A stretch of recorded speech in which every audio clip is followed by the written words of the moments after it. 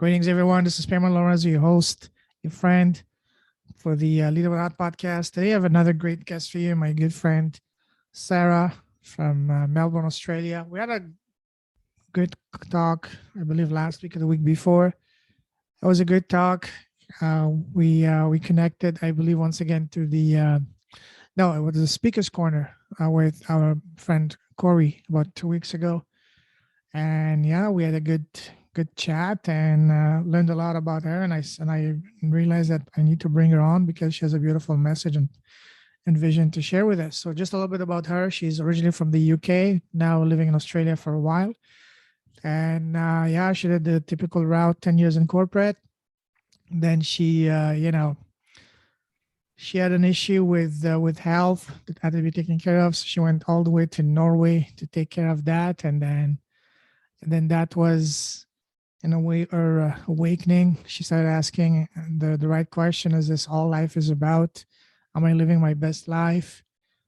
And the answer for it at that time was no. So she had to make a drastic decision to change things and go in a different direction. Now that's what she's been doing. She left the UK. She moved to Australia, and then started a business. And yeah, now she coaches people to connect with themselves, to go on their own journey and passion and follow their heart. And she's got a beautiful message that can be summarized in a powerful yet short and sweet tagline: "You've got this," which I can really relate with. So welcome to the show, Sarah. Thank you. Thank you for having me. I'm really excited to be here and to continue this conversation.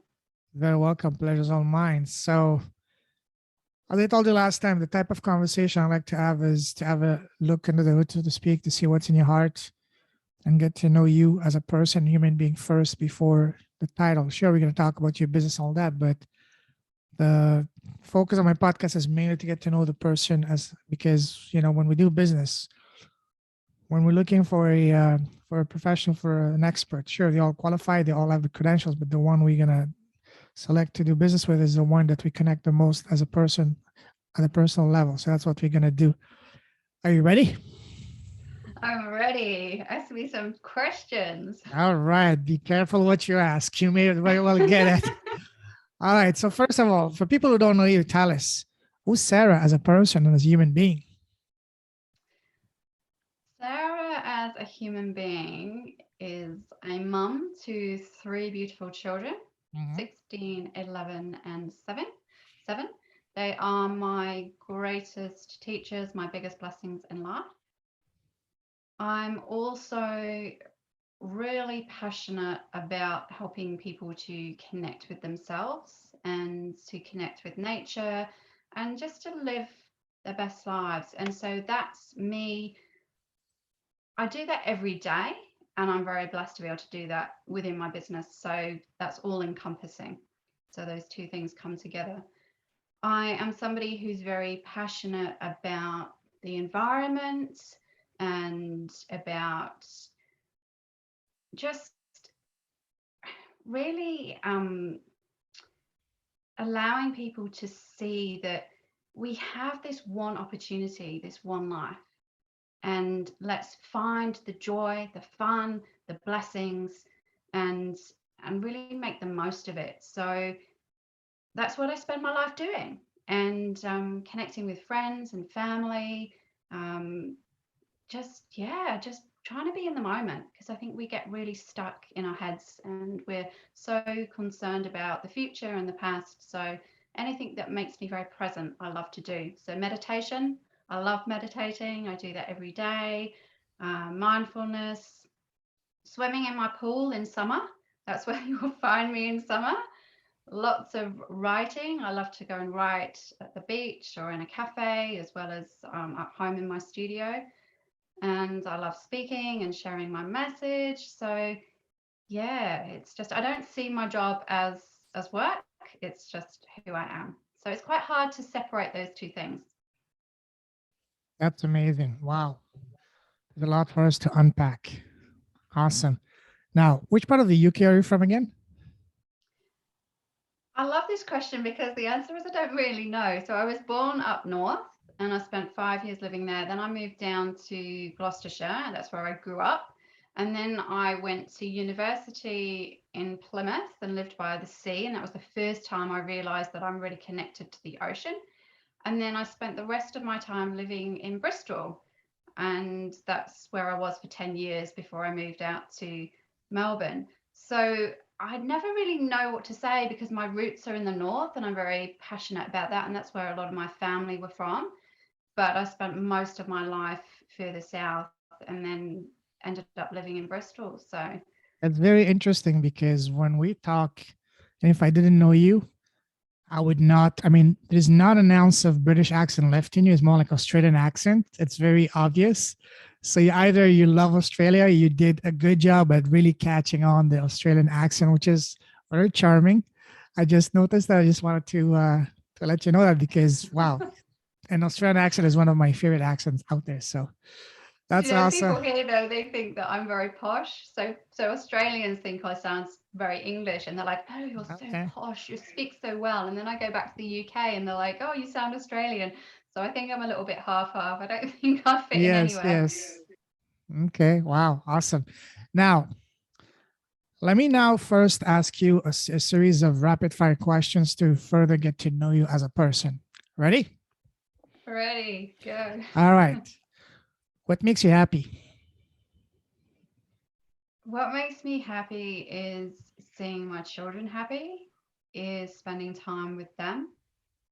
They are incredible human beings. They have taught me so much. I've already mentioned that they're my greatest teachers, but I really learn something from them every day, and they make me laugh and they challenge me. So that's when I'm probably at my happiest. But I also absolutely love traveling.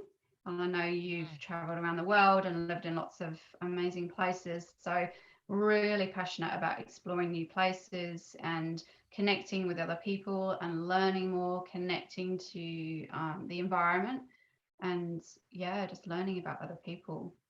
Love that. I can resonate with that as well because for me, the same thing as well. Now, what makes you smile? What makes me smile is being in nature. I love the sound of the ocean. I love walking along the beach, taking my socks and shoes off, and just feeling really present.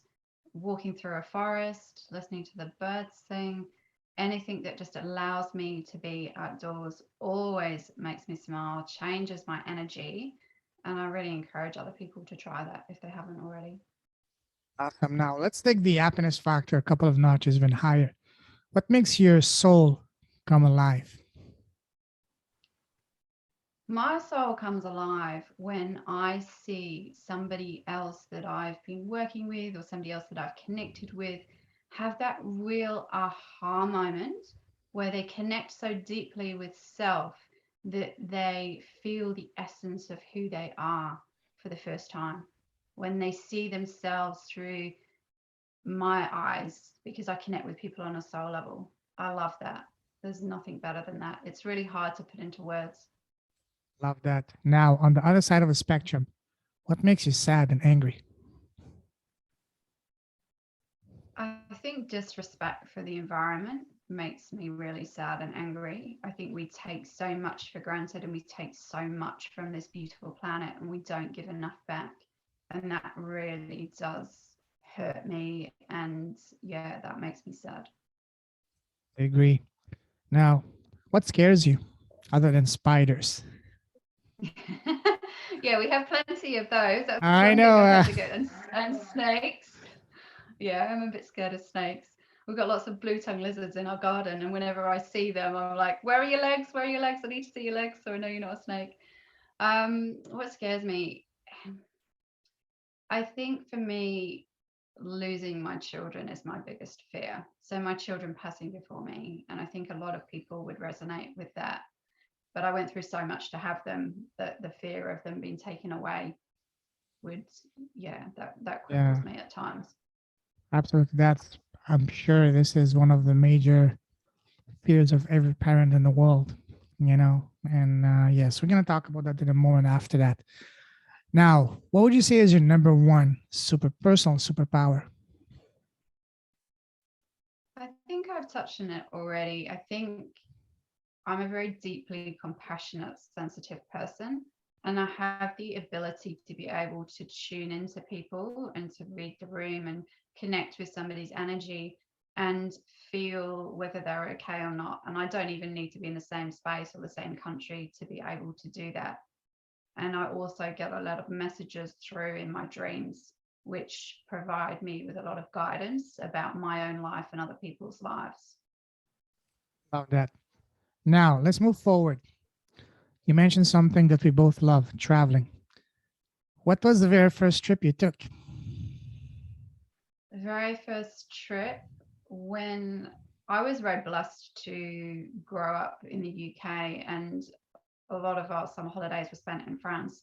So that's probably the first overseas trip that I remember doing. We would go camping and swimming and feel the sun on our skin and stay up slightly later and just enjoy the great outdoors. You know, the UK isn't blessed with the most sunshine. So just being able to experience a warmer climate was really beautiful.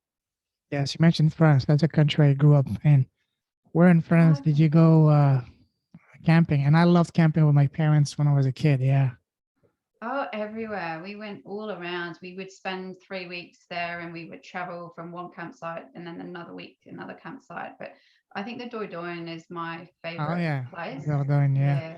Not far from where I grew up. I grew up in this in the deep south, close to the Spanish border, on the French Basque country, close to the Ah, Basque beautiful. coast. You know, Biarritz, Saint-Jean-de-Luz, Yes. Bayonne. I grew up south of Bordeaux, so quite close to that Ah, yes. area. Yeah, I've been there. Yeah. Amazing places. Yes. Wow. What a flashback. Wow. Speaking of flashback, that's a perfect segue. Go back to when you were a young girl growing up. You know, when we're kids, people around us, family, parents, teachers, relatives, they always ask us, so Sarah, what do you want to become when you grow up? What was your answer back then as a young girl? I remember when I was about 9 years old Mm-hmm. wanting to become a vet. So Wow. I had a real love of animals, which I still do, and I wanted to become a vet. But I wasn't so good at science and maths as I was at the arts. And so that got sort of beaten out of me a little bit as I got older and I focused on what I was good at, not necessarily what I was passionate about. See, you're the perfect guest because you're reading my mind. You're answering my questions even before I even asked you. I was about to ask about school, and you just mentioned that. So speaking of school, what was your relationship with school? Did you love school? Did you hate school growing up? I loved school in primary school, Mm-hmm. and then secondary school for me was very challenging. Why? I I was bullied a lot when I was at school, Oh, particularly okay. in the later years, probably the last 4 years of school. I was somebody who was slightly different in terms of, I guess, just being very open-hearted and trusting. And I think people took advantage of that. And yeah, it's a shame because I think I didn't fulfill my true potential academically because of what was going on emotionally. And I know that's probably similar for a lot of people. Yeah. And you mentioned briefly that there was one subject. What was your favorite subject in school? I really enjoyed English Mm-hmm. growing up, which it's not surprising when I reflect on that I had a love of writing from a very young age. I also enjoyed sport. I was good at sports, so that was one of the subjects that I always really enjoyed. Anything creative. I did ceramics as one of my subjects when I was 16, and I really enjoyed just being in the zone. And I guess I didn't understand it at the time, but that ability to be very present and to get out of your head and reduce the monkey chatter and the incessant negative talk. When you're being creative, you're able to be in that space. So those subjects I think I really enjoyed, not so much the science and the maths. I found those a bit harder. Okay. Now moving forward, what was your very first job? My very first job was working at Boots the Chemist in the UK. and I used to work on the tills. And I actually really enjoyed it because I got to meet such a broad spectrum of people. And I learned so much about products, and I learned about sales, and I learned about customer service, and I learned how to stack shelves, and and I worked there for 5 years. Oh, And once I'd gone to university, I used to come back during the holidays and do that. It paid well. I used to get an amazing staff discount, so that was always handy. So for all your toiletries and pots and pans and gifts, and yeah, so that was good. nice. Okay. Now, let's move even further forward. From the time you left college to now, how would you describe your path? Would you say it was pretty much straightforward, smooth sailing? Once you get into one lane, it was straight sailing, or was it like more like a dust, turns and twists, like a roller coaster? I always thought that I knew where I wanted to go. So I followed this really logical path of, I went to a very academic school in the UK. The expectation was that you went to university. So I went to university, I did a business degree. I knew that I wanted to work in the corporate world, and that's where I thought that I would spend the rest of my life. So I worked in human resources for, you've already mentioned, for 10 years. And I loved aspects of that, but I also felt quite compromised with that. So I had this vision. I spent an extra 2 years doing my professional qualifications. So I spent 6 years at university to make Wow. my way up the corporate ladder to get there, and then realize that that wasn't fulfilling me and it wasn't what I wanted to do. So to get to where I am today, I did go a roundabout way, but everything had its place and everything was necessary. So Absolutely. Awesome. Again, perfect segue. You're the perfect, guest because you just take the conversation naturally, smoothly where I wanted to take it. Now, there's a saying, I'm sure you heard it, that says, change your story, change your life. And by story, I mean what we tell ourselves every day inside our head. So when you, Sarah, had to change your story to either bring it back to where you want it to be or to change it, how did you do it? Was it through the help of friends, family, mentors, books, videos? Tell us a process you used to change your story, to change your life. the most fundamental thing that changed my life was meditation. Wow. So I was really stressed when I was working in the corporate world. It was one of those jobs that you had already had a massive to-do list, and then you would go into the office and you would get a phone call to say there's somebody on site who's drunk, or there's a fight broken out, or somebody's not performing, and you'd have to drop everything and go and firefight that situation. And then you could end up in a disciplinary situation, and that process takes a long time to work through. But while all of that's going on, your other workload is still building up. So I never felt that I ever got to the bottom or even the middle of my to-do list, and I found that really stressful. So at the same time that I was working through that, I was going through secondary and facility, and meditation not just changed my life, but it saved my life. And if I Wow. hadn't have learned how to still my mind and to be present and to not overthink things, I know I wouldn't be alive today. So meditation is so incredibly powerful. Wow. Amazing. How did you get into meditation? Was it someone you knew that was meditating, or you just read about it, or how did you get into it? I remember walking down a particular street in Bristol a number of times, seeing this Buddhist meditation center and feeling called to go in, but always being too scared to open the door and walk into this space because I didn't know what was coming next. And I was always somebody who liked to be in control of my life and know what I was dealing with. And I've had to learn to let that go clearly over the years, that we're not in control of anything. We can be in charge of how we respond to situations, but we can't be in control. So when I actually surrendered to that and I walked through those, I signed up for a course and I walked through those meditation doors for the very first time, everything started to fall into place, because for the first time in my life, I felt peaceful. The minute I walked in that space, the energy of the center was very beautiful. The people were very beautiful. And I could just be me. Nobody knew my story. Nobody knew my pains. Nobody knew what had gone on in my day.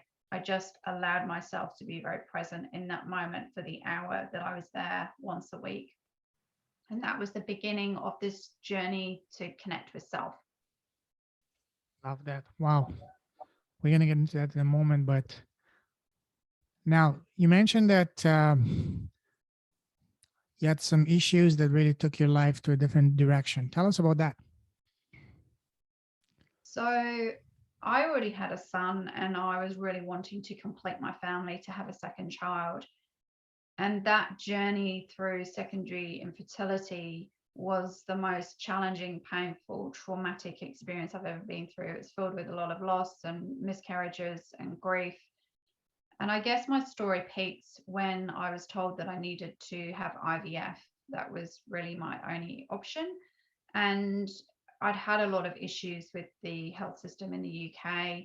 They'd made a lot of mistakes. There was a massive waiting list. You never saw the same people, and I felt very disillusioned.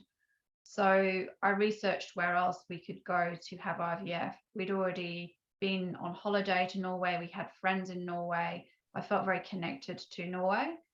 So we went over to Norway. This clinic had amazing, success rates. You saw the same people. It was the small team, and it felt like we had the opportunity to make it into a holiday and take the stress out of what is a very difficult roller coaster ride, because you're taking all these hormones. Unfortunately for me, my body didn't react well to the drugs, and my ovaries overstimulated and then hyperstimulated, which is very, very rare. So for anybody who's listening to this, what I'm going to share next is not to scare people, because it's exceptionally rare. But I ended up in intensive care, and my body everything just started to fall apart, and the doctors couldn't do anything to stop my deterioration. They could only treat each symptom as it arose. So I had things like an enlarged heart. I had fluid on my lungs. I couldn't breathe. I'd put on about 20 kilograms of fluid. My kidneys stopped working. I couldn't move. I was in the most excruciating pain. I hope I never experienced that level of pain before I die. It really was mind-blowing. And I was faced with this moment where I remember lying in intensive care thinking, if this is it, have I lived my best life? Have I walked towards my fears? Have I lived a passionate life? Have I been my authentic self? And the answer was no. And so I made a deal with the universe. If I'm blessed with a second chance, then I will spend the rest of my life being of service. I will be my best version, or try to be, and I will try and support and empower other people to do the same thing. So that was the most pivotal moment in my life, and one that I have such deep gratitude for, because I always say, as the title of my book, which is Infertility Saved My Life, Healing PCOS from the Inside Out, infertility almost cost me my life, but it actually saved my life. It put my life on a different course. I went in a different direction, and I have such gratitude for that. Absolutely. Wow. What a powerful journey. One thing I noticed and I learned through this journey on my own, like I was never religious, but I always believed in God. And since the start of the pandemic, I had a spiritual awakening. Now I get to understand life for what it really is. It's a school. It's a learning process for us to learn lessons. We all go through our fair share of hard times, tragedies, difficult moments, dark moments. At the time, they can be very, very, very painful, but then we overcome them and we become a better version of us. We have a different view on things until we get to where we meant to be, to the perfect version of we are. And then those become our lessons, and then those lessons become our gift. That gift becomes our message, and then that gift becomes our responsibility to share it with the world. Because one of the major life lessons I learned through my awakening is that we are here to learn lessons and then share those lessons with others, so that together we can all rise up. So for you, Sarah, when you went through all of this, as excruciating as it was back then, what would you say was the number one lesson for you to learn through all of that? The number one lesson was to learn to be present and to have gratitude for what I had rather than focusing on what I didn't. And at that point, my relationship with my son fundamentally changed, and I made that shift from spending so much time working or feeling like I should be working and being more present with my son. And then when we moved over to Australia, I didn't go back into the corporate world and I actually didn't work. So I got to enjoy that last year with him before he went to school. And it was me and him every day. And I know that if I hadn't have laid in intensive care, I would have just continued trying to move up the corporate ladder, trying to earn more money, trying to be the person that everybody else expected me to be because I had the qualifications and the backgrounds and the skill set to be able to do that and to do it well. So for me, just the ability to take a step back from life and to get out of the corporate rat race and reevaluate my life was huge. I like how you said that you were in a way forced by destiny to focus not on others but focus on yourself and on your life. Another thing that you said that is extremely powerful, I think that is one of the single most powerful lessons in life, is that is and and and you're the second person today that said this exact same words today. And even just before coming in, while I was having lunch, I was watching a video, and the video's lesson was exactly the same thing, the same message. Focus on what you have, not on what you don't have. That is one of the most powerful and important lessons in life. Sometimes we know things, but we don't pay attention to them until someone else just repeats those words to us. Then it hits us. Wow. Just like sometimes we're blessed with skills and talents that we take for granted for us nothing because it's second nature. But when someone sees that, I can't tell you how many times after talking to people on my podcast, first time I speak to them, and I tell them, hey, do you know you have something special here? So what do you mean? Oh, this thing or this thing. So no, that's nothing. I've had it since I was a kid. Well, you're wrong, because that is a very special skill. Because again, Exactly. we don't appreciate as much what we have. Sometimes we need someone else to tell us, and sometimes we just need to, just like the Little Prince in Saint-Exupéry. His world, what he was looking was right under his nose. He didn't have to go around the world looking for it. So that's something that, again, the fact that we're having this conversation, you repeating the exact same words to me, the second person within the span of 3 hours, plus that video while I was having lunch. I think there's a reason for that, for me to hear again those words, and for all of us, because I've been finding myself to be guilty of doing the opposite, focusing on what I don't have versus what I have, and I should be happy and grateful for what I have as opposed to what I don't have. So once again, thank you for that, because we all need to hear the words from another mouth, so to speak. And you just did that. So thank you for that. You made my day. My absolute pleasure. But I always believe that what we talk Mhm. about personally is also what we need to hear for ourselves. So Mhm. I need to be constantly reminded of that. It's very easy to be constantly focused on the next thing and the next thing. What are we striving for? What do we need to do? Where are we wanting to go? And to be so focused on the destination that we forget to enjoy the journey. Absolutely, absolutely. I really love talking to you, but let's move forward now. Let's talk about the beautiful impact you're having in the world now. Let's talk about your business. So I'm very blessed to be able to work with people all over the world, both in person and online, to help them to connect with self. And when you were talking just a minute ago about what we're all looking for, I really truly believe that what we're looking for is ourselves. We're looking to remember who we are, to connect with our passion, to connect with our purpose, to connect with those unique gifts that you've just mentioned. And I love working with people to support them to find what lights them up, to heal their past wounds, to be able to move forward in life with more ease and grace, to overcome their fears or at least face their fears, and to be able to walk alongside them and guide them and mentor them. They heal themselves, they do the work. I'm just the facilitator in that process.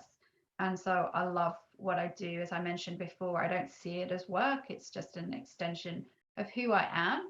And I feel very, very blessed to be on this journey, and the ripple effect of helping one person heal, one person have an aha moment it just fills my heart. It really does fill my heart. Absolutely, absolutely. While you were talking, another question came to mind that I wasn't intending on asking, but sometimes you get those wonderful questions just pop in your mind. So when you were in the darkest of your life in that ICU room in the UK, or sorry, no, let me rephrase that. So have you ever wondered how your life would have gone on to if you were not in that ICU room and you would have still kept on climbing that corporate ladder? How would have your life been like today? Have you ever? I'm sure you must have pondered that question. Absolutely. I think I was already at that point where I was starting to realize that I needed to leave working in human resources, but I'm not sure I would have been brave enough to do that and to face my fear, because I was blessed to be given that opportunity to realize that I had nothing else left to lose. And I wouldn't have had that. So I think I would have continued working in human resources. I think I would have continued to feel compromised, but not known how to leave, because I had bills to pay, because I didn't see that there was any other way of making money at that point, and I didn't value myself enough. So I don't think I would have the relationship that I have with my three beautiful children. In fact, I don't think I would have had three children. I think I would have had my son, and I would have learned to accept that, but that would have been hard for me at that point. But I certainly wouldn't have invested the time and the energy into creating the beautiful relationship that I have with him.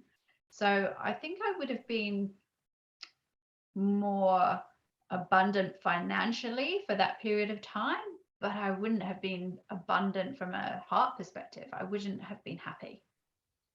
And for me, if you're not happy, then what's the point to a certain extent? You know, why are we here? We're here to experience love and happiness and joy. We have to sometimes learn that through our lessons, but fundamentally we want to have more of the good stuff than the bad stuff. So Absolutely. Another question came to mind when we were talking. Why is it that most of us we need to have something really almost tragic happen to us to really wake up and focus on what really matters in life, instead of we have people around us all the time, every time telling you stop doing that, focus on your heart, this is killing you. And you say, okay, I'll do it in next year or next year and next year, until you have something life altering happening, an accident or whatever. Then you see what life is all about, that all this money, all this material things, the corporate race, whatever, they do not matter. What matters is the people, the relationship, and your time and your health. So why is it that most of us have to wait until we get that, not just slap in the wrist, but that punch in the gut, so to speak, or in the face, to really wake the F up? yeah, I mean, you've explained it beautifully. We do get those messages before we get the almighty kick Mhm. up the bum. We get the gentle nudge, then we get a bit of a firmer nudge, and then we get the almighty, you haven't been listening, now we're really going to shake this up for you. I think until a lot of us, until we've experienced things for ourselves, we don't hear the messages that other people share with us. Or maybe we're not at that right point in our life where we're ready to hear that message. You know, the saying that when the student is ready, the teacher appears. So Totally. sometimes you have to hear the same thing 10 times, but the 10th time you hear it is slightly different. It's phrased differently, or it really connects you with your heart, and that's when you start to really listen, understand, and then take action to make things different. So I think some of it is down to us just being human. Some of it is down to personality.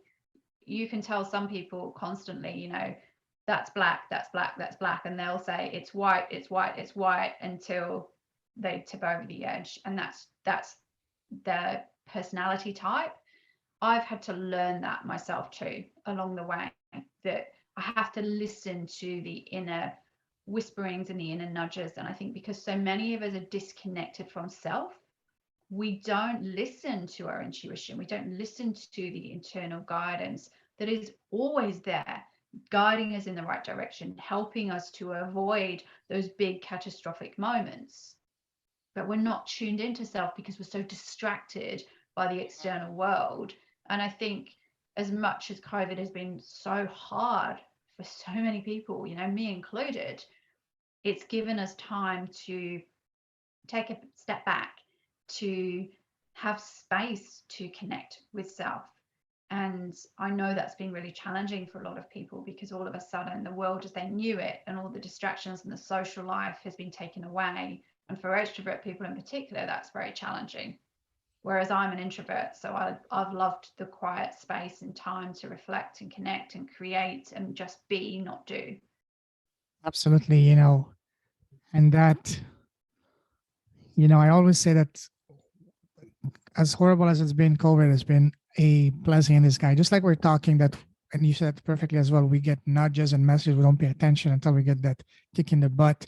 Do you think that COVID in some way was that proverbial kick in the butt, not just for me and you, but for our entire planet, entire human race and this planet to wake up, to really focus, get our attention on the right thing, not on just focusing on material things, but on going internal inside of you, on the relationships, on your health?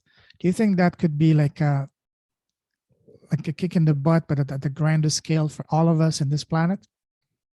I really do. I think it's an Mm-hmm. amazing opportunity to awaken and to really start to question who we are, why we're here, what our greatest purpose is, to even have conversations around our mortality, because we shy away from that, yet none of us escapes it. So there's so much fear around it. And I also work, not at the moment, but I have worked as a medium.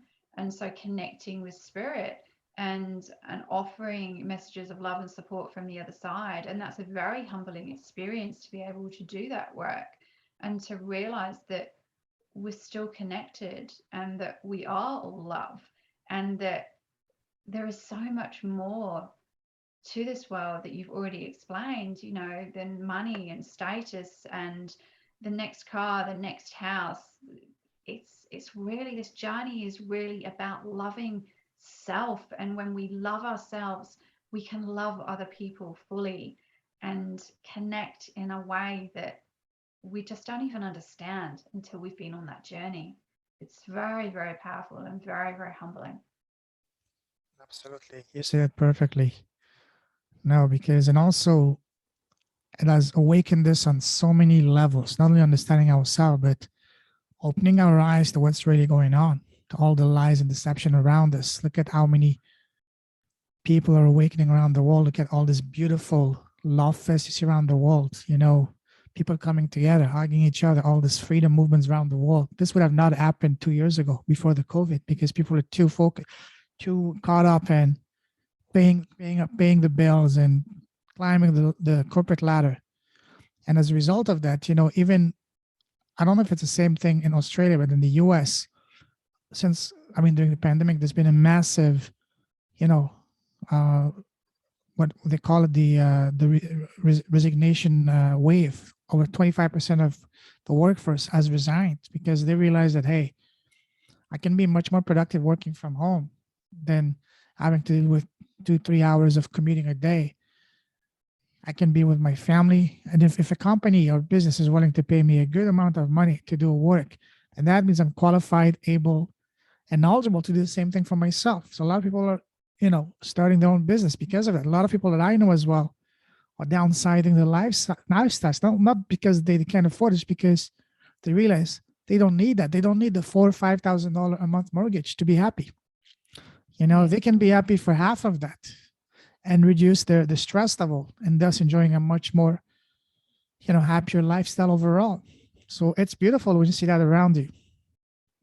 It is, and I think it's really given us that perspective Mhm. to focus on what's truly important. And I think, in all honesty, if I hadn't have already been on the journey that I've been on, and I was still working in the corporate world and everything had fallen away, I would have found the last 2 years so incredibly confronting but I've always had this sort of deep knowing that this is just another hurdle that I will get through. No matter what is given to me, I will keep getting back up and getting back up and getting back up.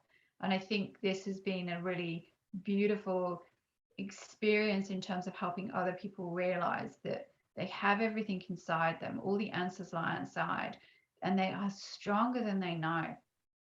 People have been through so much all around the world, but they're still here. They're still waking up in the morning. They're still putting their best foot forward. And that's all we can do. And just to support each other on our journey, no matter what we're going through, and to focus on the positives and the things that we're doing well, and to connect from our hearts, not our heads. Seeing that unfold around me has been really beautiful, and I'm very grateful for that. Absolutely. And I've noticed quite so many people, not just around me, but all over, waking up and having the spiritual awakening as a result of that, myself included. You know, I learned that everything happens for a reason. This life is a school, but everything happens at the right time. You know, we all on our own journey, our own path. Some of us maybe a couple of steps ahead, some of us a couple of steps behind, but they're all gonna get there, but at the right time. Just like you mentioned earlier, when the student is ready, the teacher magically appears. Same thing here. See that all around me. Because if you had talked to me about spirituality before the pandemic, I would have laughed in your face. Stop wasting my time. That's woo. That's not for me. You're crazy. Just go. Yeah. But now, when you start, I swear to you. But when I see spirituality, since the past 2 years, I've devoured countless books. You know, I keep on buying so many books from Amazon, and I have like at least 10, 20 books that I still haven't. I have a box full of books. I haven't even opened the books yet. Same thing with videos, because so much I want to consume, but not enough time. But the previous version of me would have never even looked twice at spirituality. I thought this would be for the, you know, stay away from me type of crowd. But now, wow. Yeah. And I see so many people around me talking about, I had heard about mindfulness, but I was, you know, oh, whatever. Just be respectful. But it's much more than just being respectful. For example, people meditating, people becoming, quite a lot of people I know are becoming vegans. Before that, I used to laugh at them because I'm a big time. I love my meat, my steaks. I'm not saying I'm going vegan anytime soon, but you know, when I see people around me, I didn't see that many people being vegan back then before the pandemic. Sure, there was some, but during the pandemic, since then, it's been accelerated in ways that never before. So there's a collective force that is, through this, you know, challenges of the pandemic, is elevating all of us, awakening us, and so many magical things happening behind the scene that we perhaps don't even have the mental or intellectual capacity to fully understand them. Yes. And I think the other thing is that at any point in time, no matter what people are going through, if anybody's listening to this saying, oh, this all sounds really lovely, but I'm having a really rubbish time at the moment and I can't see my way forward, we are all exactly where we need to be. That doesn't mean that we like where we are. It doesn't mean that we wake up every morning jumping out of bed saying, fantastic, I've got another challenge that I'm facing, hooray. But for me, whenever I'm going through a challenging time, I just bring myself back to remembering all the other challenges that I have got through and the blessings that have come from that and what's on the other side of that. And that's always enough to help me to keep going and to keep reminding myself that there is something so much bigger than me. There is something so much bigger than each of us that is coming from the last 2 years. And to keep trusting self, keep coming back to your heart, and know that we don't always have all the answers in terms of from a logical perspective, but our soul knows exactly where it's trying to guide us, and we will get there, and we will get to where we need to be, and that's a beautiful process. Absolutely. Trust the process, trust the universe. One of the most funniest yet powerful quotes I've seen in a long time was, Your job, your responsibility is to figure out the why. The how, that's none of your business. The how, that's the Yes. universe's business. You just Yeah. focus on your job, which is the why. We're going to take care of the how. That's none of your freaking business. Leave that to us. Yeah, because you know what? We can't even sometimes work out the how. As Yeah, long as we know where we're trying to get towards, and I wrote a post about this recently, when we know where we're trying to get towards, the how takes care of itself. But we have to be connected to that passion to have enough strength and stamina to be able to keep going, to keep working towards that final destination. But the how, the universe is incredible. The universe in my life has made things happen that I couldn't even dream about or imagine. So sometimes we will dumb ourselves down and try and focus on the strategy, but it's not even touching the surface of what we're capable of. absolutely. Just like just like when you want to go somewhere, you head out of the house, you know where you're going, or you get in a car or just go on an adventure, you know where you're going. Some part of adventure you might walk, some part you might take a bicycle, some a boat, some a car, some a bus, train, uh, plane, but eventually you'll get there. Same thing here. You just make it clear to know where you're going, know your why, and then the how is going to unfold in front of you at the right time Yes, for each section exactly. of the journey. Yes, some It's part of the about journey. taking that. Yeah, go ahead. Sorry, I was just going to say it's about taking that first step. I was liking it to being stood in fog. You can't see where Mhm. the destination is, but you have to trust and you know that it's there. And sometimes you don't want to take that first step because you think, oh, is it safe to do that? You're stepping out of your comfort zone. But when you take that first step, then you can see where the next step is, and the next step, and the next step. So the path gradually reveals itself to you.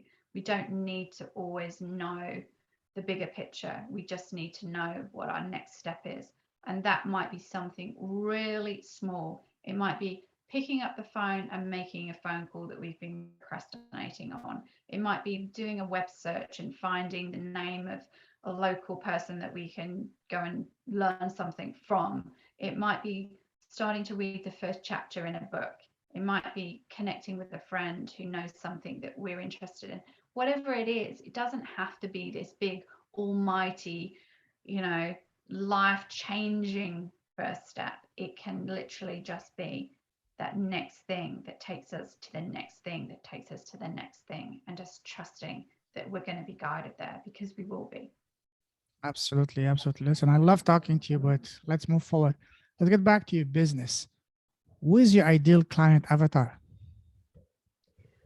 My ideal client, and a lot of the people that are attracted to me, are women who are searching for self, women who have maybe had their families and are now looking at their life and wondering, who am I? They've sort of lost themselves in motherhood. So they are a big group of people that I work with. Anybody who is looking to live life differently and reduce stress, focus on their well-being. But I also love working with people who are still trying to have a baby or complete their family. For me, the ripple effect of that work is huge. The joy that a child can bring into somebody's life is amazing.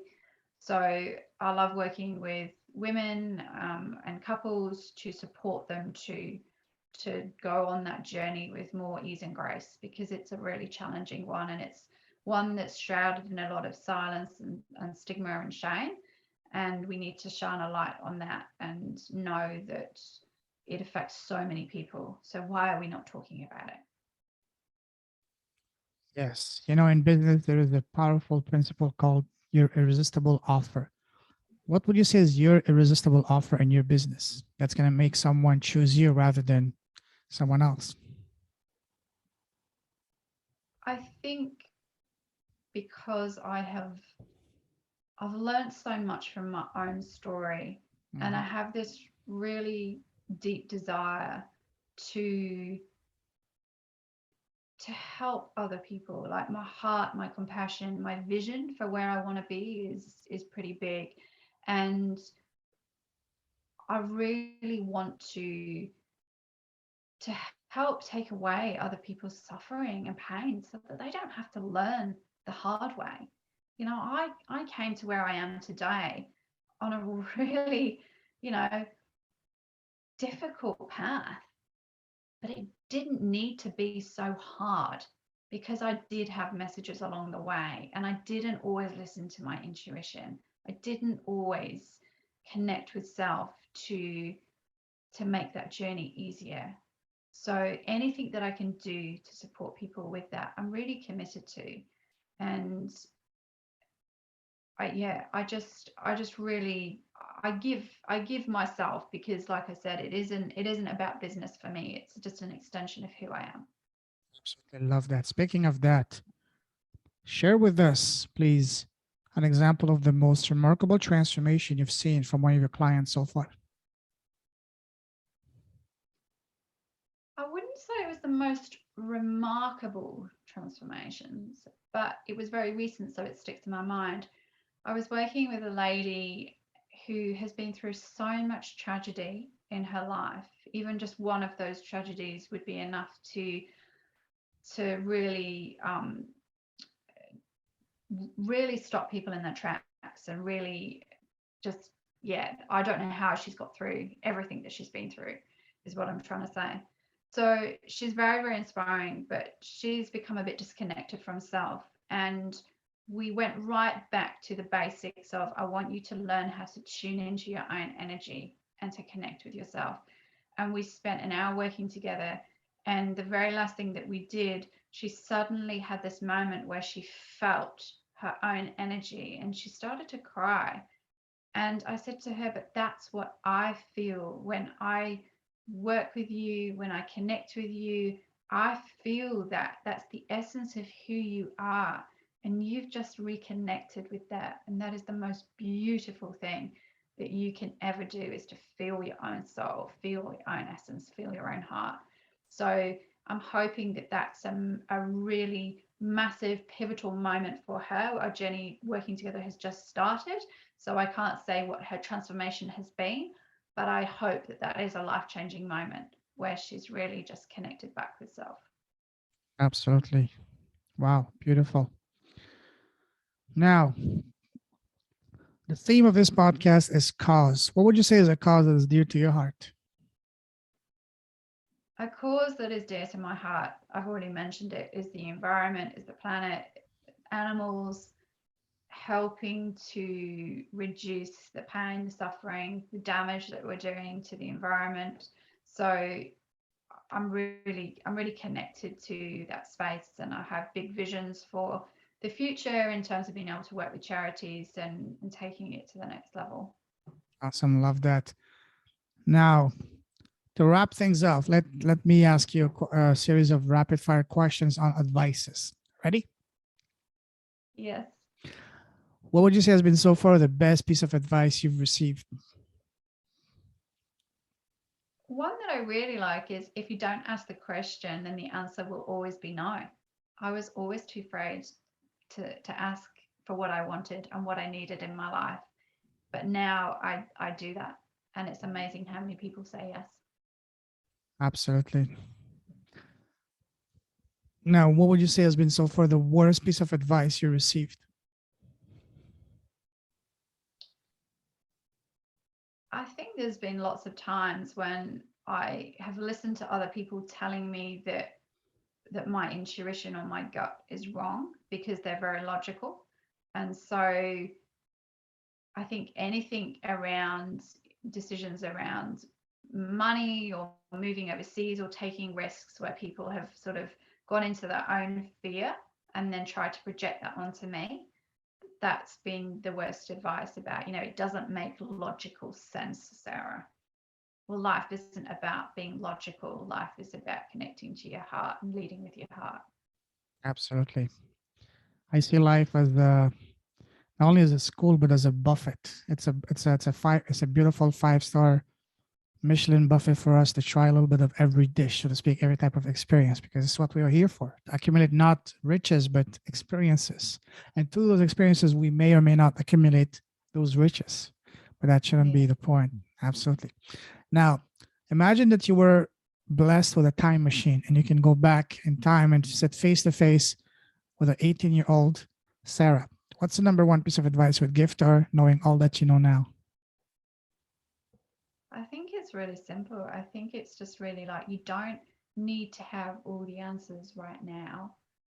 You just need to trust and know that everything's going to be okay. No matter what happens, no matter what challenges you go through, it's going to be okay. And you will get through it and you will come out the other side. Love that. Absolutely. Again, that's another powerful lesson that we need to hear time after time again until it finally sits in. Now, do you have your own podcast yet? I don't yet, but it is on my to-do list. Okay, what's the number one thing that has been stopping you so far to get your podcast? It's a very poor excuse, but literally just time. So at the moment, I'm very focused on my book. And once that has been birthed out into the world, that's coming out later this year, then that's the next step for me, because I know that the power of the voice is so huge. And I know how much you love doing your podcast and how much it can change, the world. And it gives us an opportunity to listen while we're driving, while we're cooking dinner. I love podcasts. So Absolutely. it is the next step for me. Awesome. Happy to hear that. Now, imagine that you had your podcast today, very successful, but today you're interviewing the most special person in the world, which is yourself. So, what is the first question that you want to ask yourself? What's the first question that comes to your mind? Don't think too much. What is the first thing that comes to mind? Oh, that is a good question. I think the first question would be, I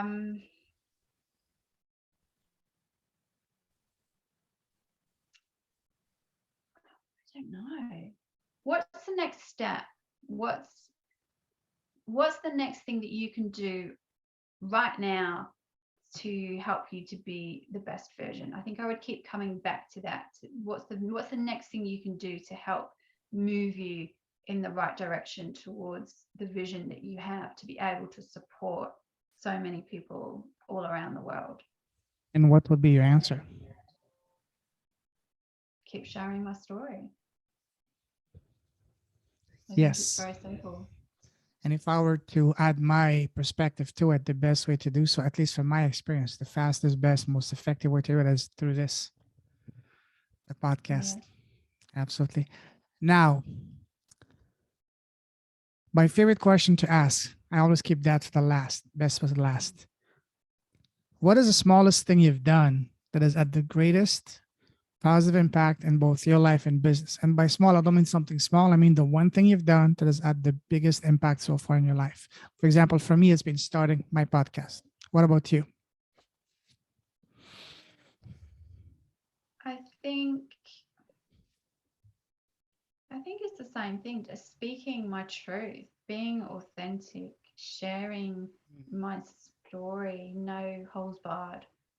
That has allowed other people to share theirs. That's allowed other people to talk about their pain, their suffering, and what they've learned from it. So I think just being honest and opening my heart to other people, and creating space, holding space for other people to be who they really are, not who everybody else wants them to be, and to see them and connect with them on that soul level, I Yeah, think has been very powerful. so I love that. And if someone wants to connect with you, what's the best way to do so? The best way is through my website, which is sarahwillowby.com.au, but I'm also on LinkedIn, Sarah Willoughby 2019, and Facebook and Instagram, Sarah Willoughby Australia. So if you search for my name, basically you'll find me. I'm pretty much everywhere. I love connecting with people, so do reach out. Absolutely. I'll put all of those in the show notes. Listen, Sarah, it's been an absolute pleasure, a blast talking to you. Love your passion, love your story, very powerful story. And the way you turn things around, you took, so to speak, a lemon and turned it into a beautiful gift, so to speak, and now that gift becomes your message, your responsibility and duty to share to the world and doing a powerful job. You mentioned a book. When is your book? What is the title of your book and when is it coming out? The title of my book is Infertility Saved My Life, Healing PCOS from the Inside Out. And it is due out hopefully in May. I will be getting copies of my book, and then it will be online in June, and then in bookstores all around the world in December. So Wow. I'm really excited about that. I can't wait Indeed. to get my hands on it and share it with the world. When will you get your copy in your hands? May, hopefully. So that's, Oh, yeah, I just found out last week. So that's sooner than I was wow. Oh, yeah. expecting. Just around the So corner. yeah, Yes. Wow. I That's know. exciting. When you Yeah. get your book, open invitation, you're welcome to come back on the podcast to talk about your book. Oh, beautiful. I would love to do that. Thank you. And I'd love to send you a copy to add to your list Thank of you. 20 books that you need to read. Yes, you can send it, but I can't promise I will be able to read it by May because as much as I love it, I'm just I- there's only one of me, and I have only 24 hours a day. I wish I could add like 50 Oh, hours a day, yeah. Oh But yeah, I'm no, I didn't mean by May. I just meant by, no, whenever, or you can gift no, it no. onto Thank you. I know. somebody, gift it onto somebody else who you feel might benefit from it. Absolutely, absolutely. Listen, it's been an absolute honor, pleasure, joy talking to you. Love what you're doing. I salute you. You're a true leader with a heart. Keep shining your light. Keep blessing the world with your presence, your message, and everything. Stay safe, stay awesome. God bless you, my friend. We're definitely going to be talking soon and a lot. Take care. Have a wonderful day ahead of you. Cheers. Thank you so much. I've loved our conversation, and yeah, keep shining your Absolutely. beautiful light too. Thank you for everything you're doing. Absolutely. Take care. Bye bye.